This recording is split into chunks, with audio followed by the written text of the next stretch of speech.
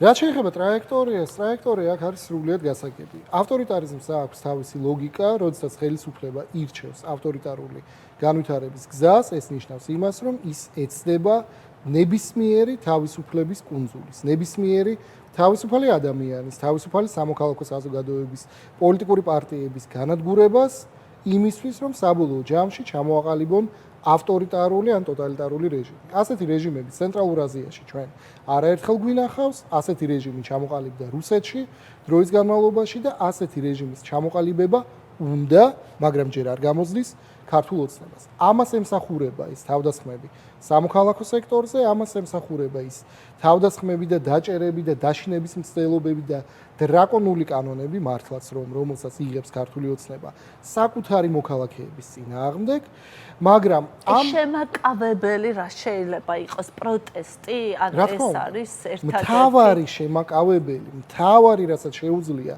ქართული ოცნების აი ამ ავტორიტარული სურვილების შეკავება არის ქართული საზოგადოების ერთიანობა. ჩვენ ვხედავთ პროტესტს, რომელიც გრძელდება და გრძელდებოდა მთელი ამ დროის განმავლობაში.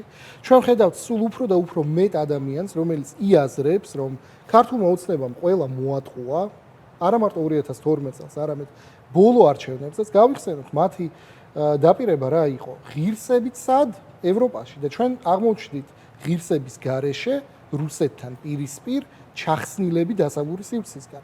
ანუ რაც უფრო მეტი ადამიანი, მათ შორის თავად ქართული ოცნების მხარდამჭერები გაიაზრებენ, რომ ეს გზა არ მიგვიყვანს ევროპაში, რომ ეს გზა არის ავტორიტარიზმისკენ მიმავალი, რომ ეს გზა ეწინააღმდეგება ქართულ სულისკვეთებას, ჩვენ სწრაფვას თავისუფლებისკენ, რომელიც ჩვენ გქონდა საბჭოთა დროიდან და კიდევ უფრო ადრიდან მოყოლებული და რაც არის ჩვენი იდენტობის ნაწილი, აი ამ შემთხვევაში ქართულ ოცნებას მოუწევს ამ ყველაფრის გააზრება.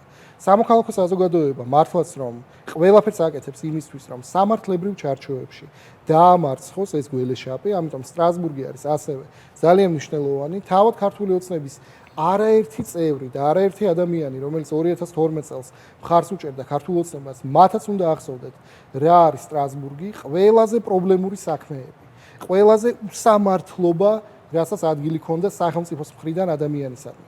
ამ ყველაფერს უპასუხა სტრასბურგმა და ამ ყველაფერზე ქართულ სახელმწიფოს მოუწია რეაგირება.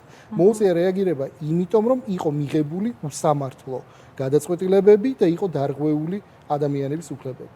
ამიტომ არის ეს ბრძოლა ასეთი მნიშვნელოვანი, ამიტომ არის მნიშვნელოვანი, რომ ჩვენ არ გავჩერდეთ, ყველამ გამოვიყენოთ ის რესურსი, რაც ხელს გვაქვს, იმიტომ რომ დღეს მარტივად რომ ვთქვათ, წყდება საქართველოს ბედი.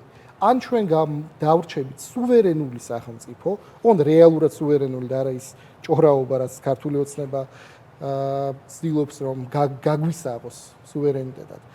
ქვეყანა, რომელიც არის დამოუკიდებელი რუსეთისგან, ქვეყანა, რომელიც ვითარდება არა რუსული სცენარით, რომელიც ეხლა დაგვისახეს სოლოლაკის შუშის სასახლიდან, არამედ ვითარდება როგორც ნორმალური თანამედროვე დემოკრატიული და ევროპული სახელმწიფო.